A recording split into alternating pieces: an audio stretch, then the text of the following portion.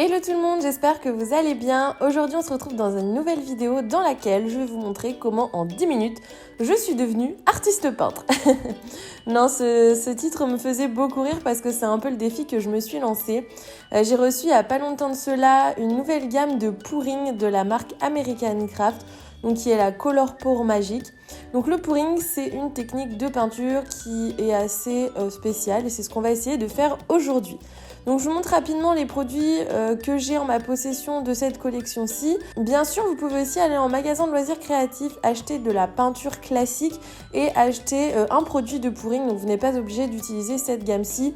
Après, moi comme je vous ai dit, je l'ai reçu gratuitement, donc ça aurait été bête de ne pas tester avec ces produits-ci, sachant que je les avais à la maison. Donc ils font plusieurs choses, donc ils font des bidons classiques, des bidons qui sont vendus par 4, donc des kits de couleurs. Donc vous avez un tutoriel sur leur site internet si vous voulez voir, mais comme on va le faire aujourd'hui ensemble, normalement vous devriez savoir un petit peu comment vous y prendre une fois cette vidéo terminée. Ils font aussi des kits avec tout le matériel, donc tout ce qui est pour protéger, les petits pots, de quoi mélanger, etc. Ça, encore une fois, vous pouvez très bien faire de la récup à la maison, vous n'êtes pas du tout obligé d'acheter ce genre de kit. Ils me l'ont envoyé, donc je vais l'utiliser, mais bien sûr vous pouvez faire avec ce que vous avez à la maison. Ça ne demande pas énormément de matériel de faire du pouring.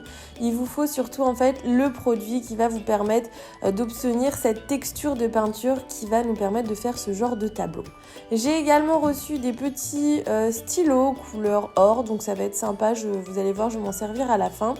Et pour ceux qui n'ont vraiment pas envie de se prendre la tête, il existe directement des kits donc dans lesquels vous avez tout le matériel, donc les peintures, de quoi faire vos mélanges, la toile, etc. Donc aujourd'hui, on va tester un kit, comme ça on va voir si vraiment on a tout ce qu'il faut à l'intérieur. Et comme c'est une grande première avec cette gamme de peinture, je me suis dit que ça serait plus simple de débuter avec un kit. J'avais fait un essai avec la première gamme de peinture American Craft qui avait sorti du coup une gamme de pouring. J'avais adoré, j'avais l'impression de me prendre pour Picasso alors que je n'ai aucun talent de peintre. Donc c'est vraiment amusant, c'est ludique, à faire avec les enfants, c'est génial. Et pour ceux qui ont envie de se détendre, je trouve ça hyper satisfaisant.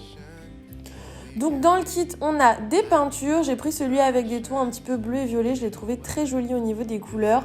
Vous avez une toile qui est assez petite, mais pour commencer, c'est pas mal. Ça permet de tester la technique sans partir sur un énorme support et se retrouver avec pas assez de peinture.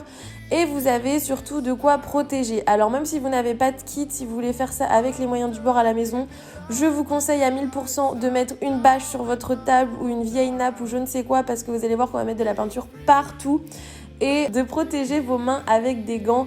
Parce que ce genre de peinture, alors une fois qu'on ajoute le produit, ça a du mal à partir sur les doigts.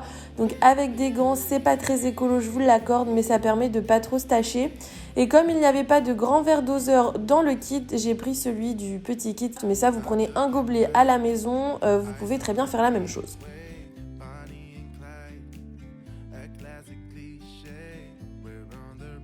Donc moi, j'ai décidé de sélectionner 5 couleurs. Là, encore une fois, vous faites comme vous le souhaitez. Vous mettez autant de couleurs que vous voulez.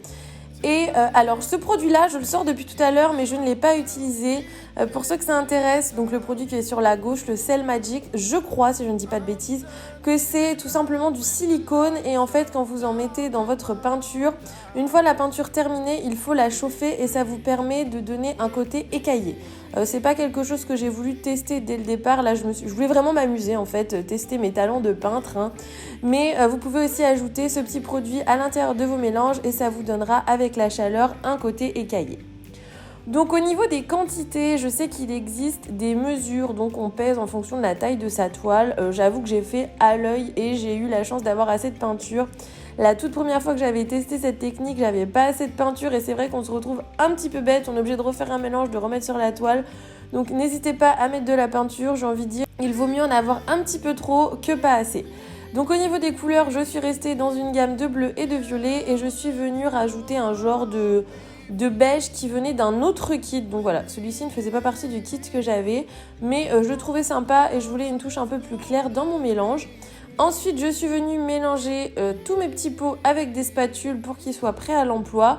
Encore une fois, ça, des petits pics à glace, on en a tout ce qui traîne, ou alors, je sais pas, vous prenez une Maryse, vous faites comme vous pouvez à la maison. Le but, ce n'est pas de vous faire acheter toute la gamme, c'est vraiment de vous montrer une technique de peinture facile pour faire des tableaux comme on dit qui en jettent. Moi je trouve que ça fait très artiste. Franchement à offrir je trouve ça super cool. Les gens vont être impressionnés alors qu'en fait vous aurez juste passé un bon moment et vous serez juste amusés.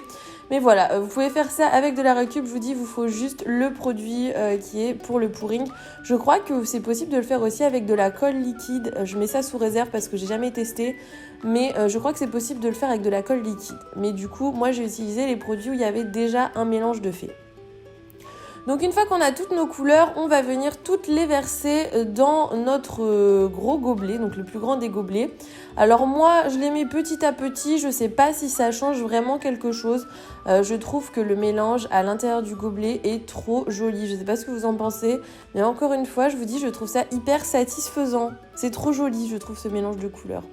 Donc je vais venir mélanger toutes mes petites couleurs. Alors surtout, ne mélangez pas avec le bâton dans votre gros pot, enfin dans votre gros gobelet, parce que ça annulerait tout ce qu'on est en train de faire. Il faut surtout pas mélanger, il faut laisser les peintures se faire entre elles. Vous allez voir, ça va se mélanger tout seul, mais surtout ne prenez pas votre bâton pour mélanger dans votre gros gobelet parce que vous allez être totalement déçus, ça ne donnera pas ce qu'on avait envie.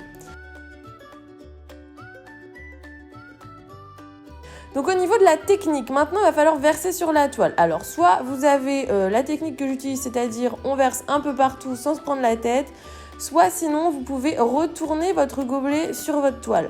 Donc moi je préfère cette technique là parce que ça permet d'en mettre plus partout et ça permet ensuite quand on essaye voilà comme ça d'étaler la peinture partout sur la toile, d'en avoir déjà une bonne base sur toute la toile.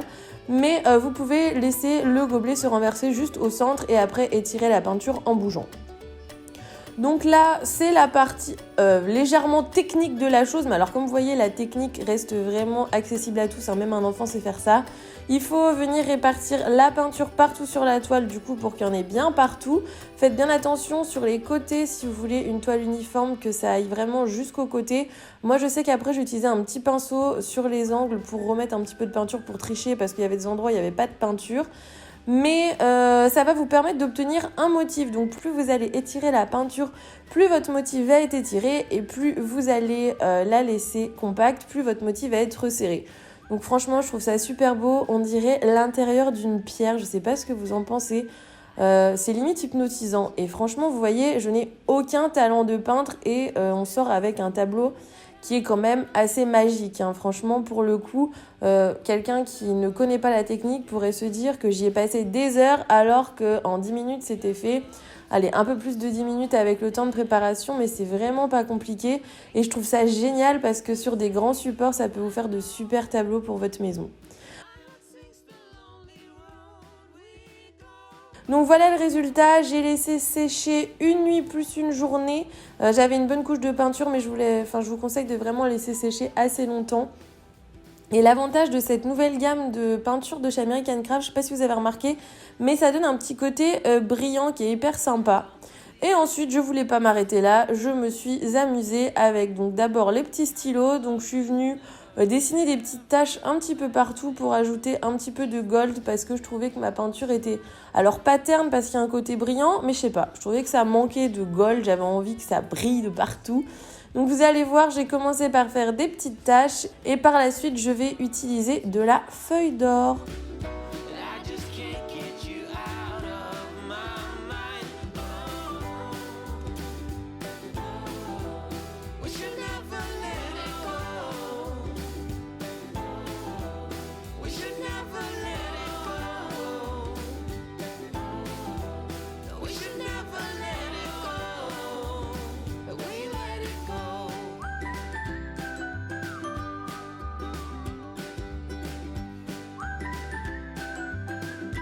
Du coup, comme je vous le disais, j'avais envie de mettre de la feuille d'or. En fait, j'ai retrouvé ça en sortant tout mon matériel. Ça vient d'un ancien kit qui n'a absolument, je crois, rien à voir avec le pouring. Enfin bref, j'ai retrouvé des feuilles d'or pour en venir à la fin de l'histoire. Et du coup, je suis venue en appliquer un petit peu partout. Donc moi, je les ai juste fixées avec un pinceau plat parce que j'avais pas envie de les écraser ou de faire des traces de colle. Et ça tient franchement très bien. Ça fait un petit moment que le tableau est dans mon bureau et ça n'a pas bougé. Donc franchement, ça suffit et ça évite de trop abîmer la feuille d'or. Alors, je suis pas sûre que ce soit de la vraie feuille d'or. Hein. Je me suis pas renseignée sur la compo du truc. Mais ça fait bien son petit effet et je trouve que ça donne encore une fois un côté lumineux à notre tableau d'artiste.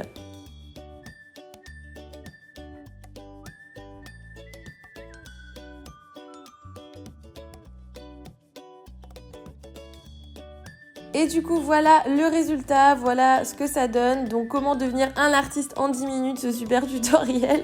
Non, je rigole, mais si cette vidéo vous a plu, n'hésitez pas à la liker. Moi, j'ai passé un super bon moment en la filmant. Et on se retrouve très vite dans une nouvelle vidéo. Bye bye!